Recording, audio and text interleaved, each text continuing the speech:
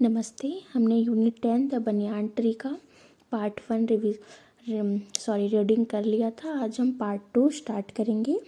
7 paragraph.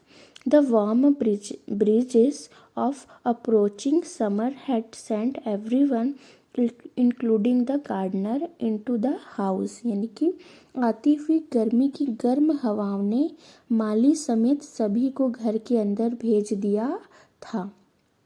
had sent everyone including the gardener यानी कि माली के साथ into the house यानी कि घर के अंदर भेज दिया था।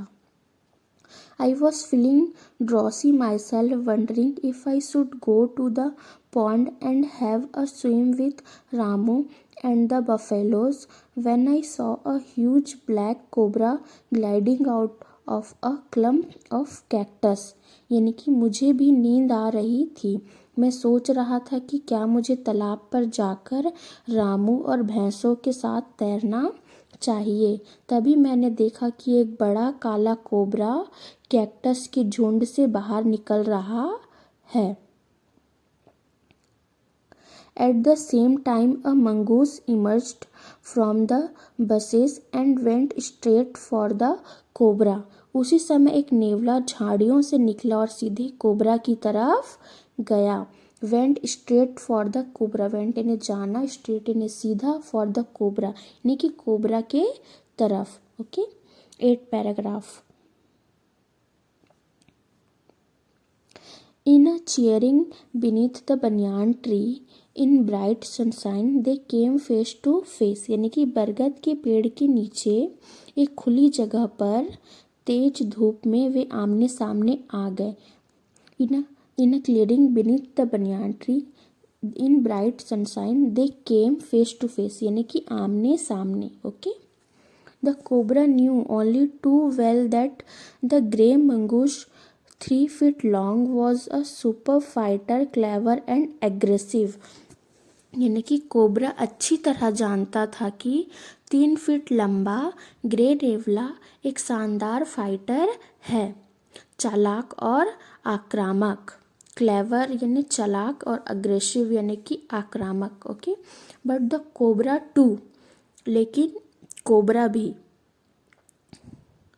Was a skillful and experienced fighter यानी कि लेकिन कोबरा भी एक कुशल और अनुभवी फाइटर था। एक्सपीरियंस फाइटर यानी अनुभवी fighter.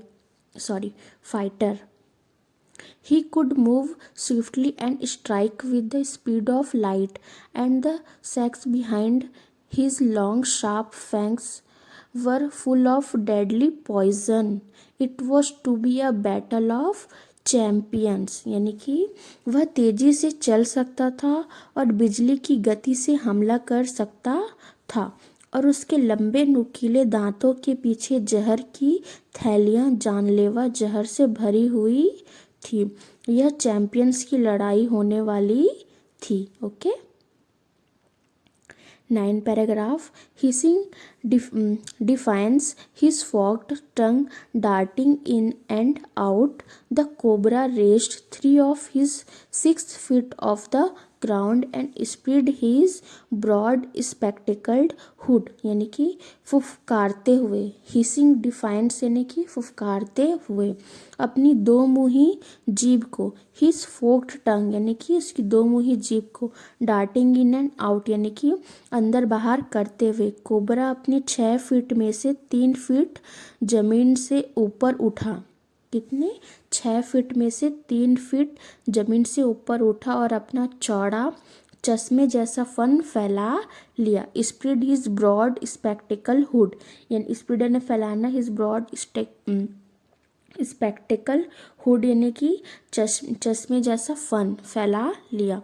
The mongoose bust his tail, the long hair on his spine stood up यानी कि नेवले ने अपनी पूंछ फुला ली। The mongoose bust his tail यानी कि नेवले ने अपनी पूंछ फुला ली।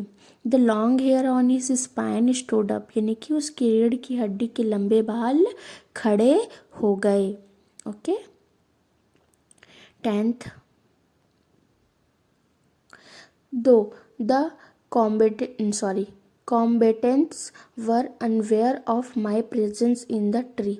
They were soon made aware of the arrival of 2 other spectators. यानी कि हालांकि लड़ने वालों को पेड़ पर मेरी मौजूदगी का पता नहीं था, लेकिन जल्द ही उन्हें 2 और देखने वालों के आने का पता चल गया।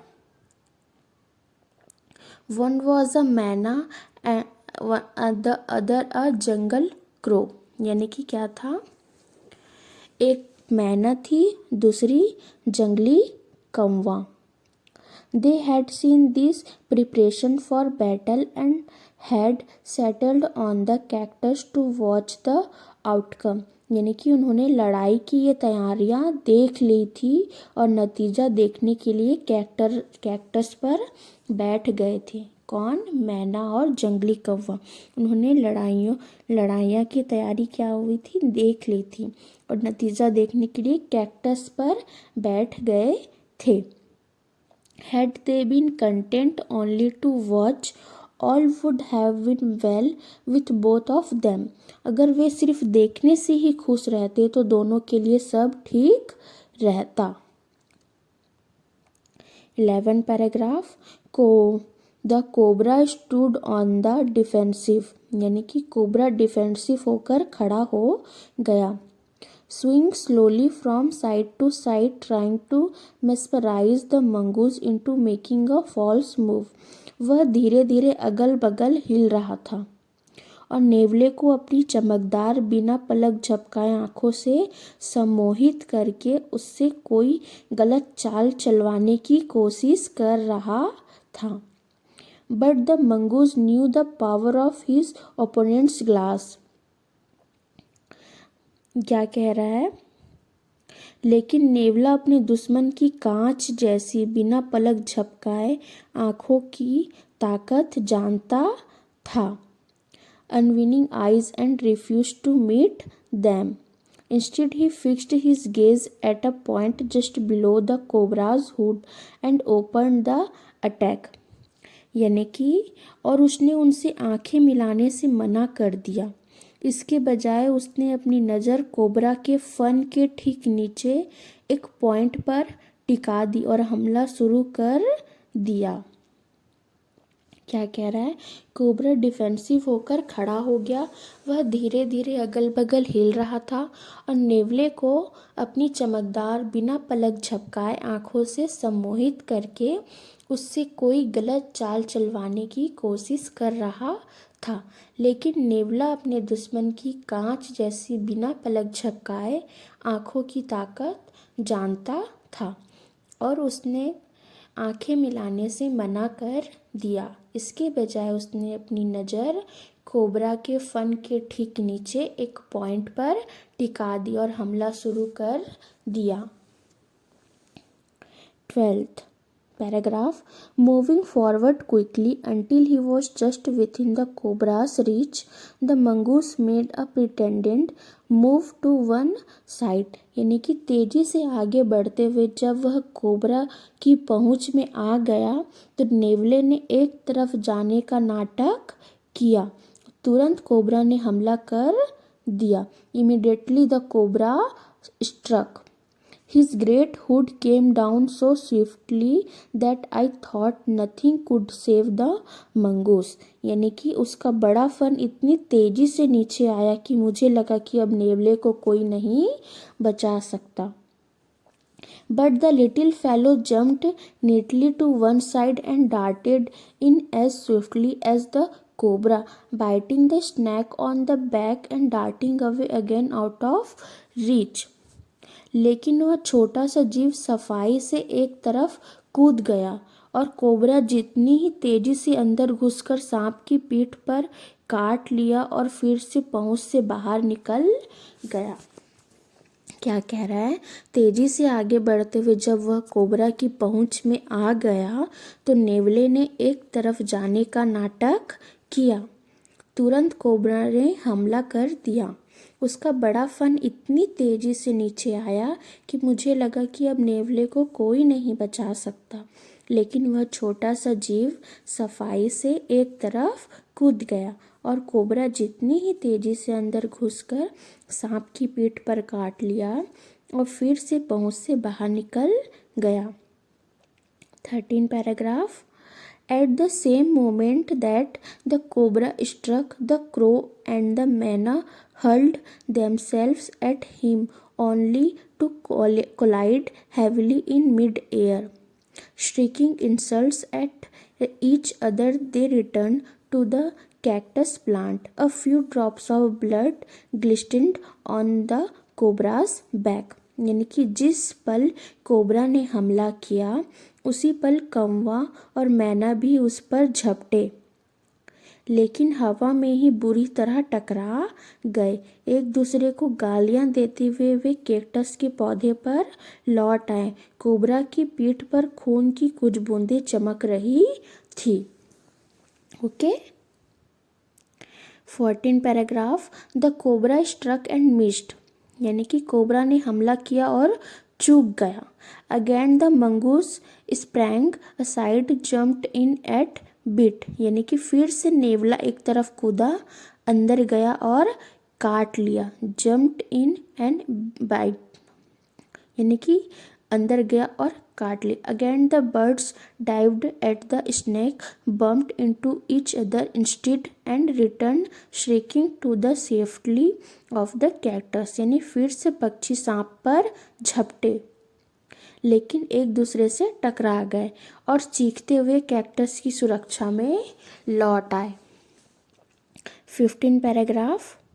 The third round followed the same course as the first, but with one dramatic difference. The crow and the manna, still determined to take part in the proceedings, dived at the cobra, but this time they missed each other as well as their mark. The manna flew on and reached its perch, but the crow tried to pull up in mid-air and turn back.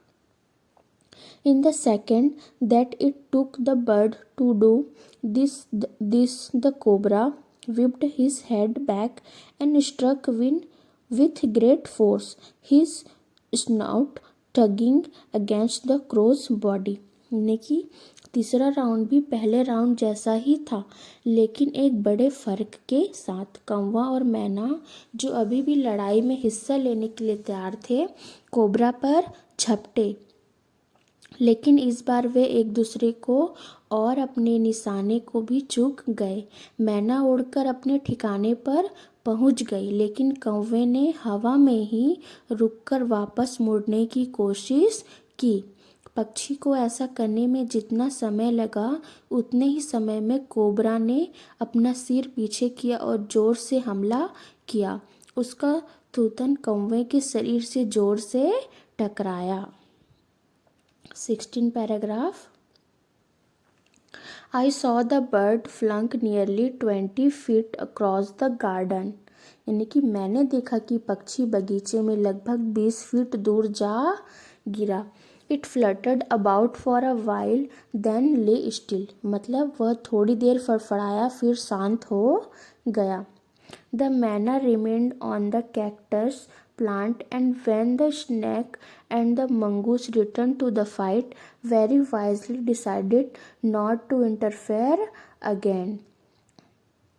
The cobra was weakening, and the mongoose, walking fearlessly up to it, raised himself on his short leg and with a lightning snap had the big snake by the shout.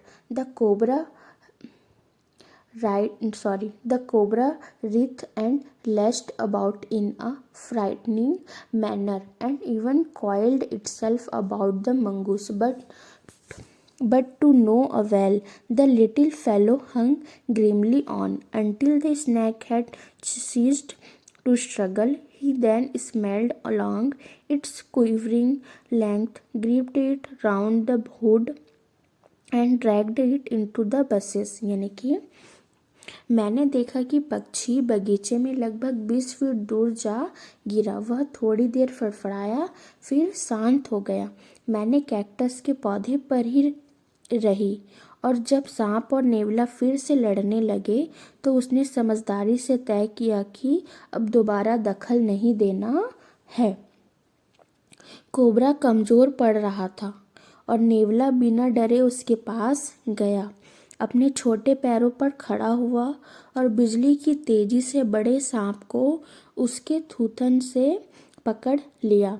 Cobra डरावने तरीके से तड़पा और इधर उधर हुआ और उसने खुद को नेवले के चारों ओर लपेट भी लिया, लेकिन कोई फ़ायदा नहीं हुआ। छोटा सा नेवला मजबूती से लटका रहा जब तक कि सांप ने संघर्ष करना बंद नहीं कर दिया। फिर उसने उसकी कांपती हुई लंबाई को सूंघा, उसके फन को पकड़ा और उसे झाड़ियों में घसीट ले गया। 17. The manna dropped courteously to the ground, hopped about, peered into the bushes from a safe distance, and then with a shrill cry of congratulations flew away। यानी कि मैना सावधानी से ज़मीन पर उतरी, फुदकी, सुरक्षित दूरी से झाड़ियों में झांका और फिर बधाई की एक तेज आवाज़ के साथ उड़ गई। ओके।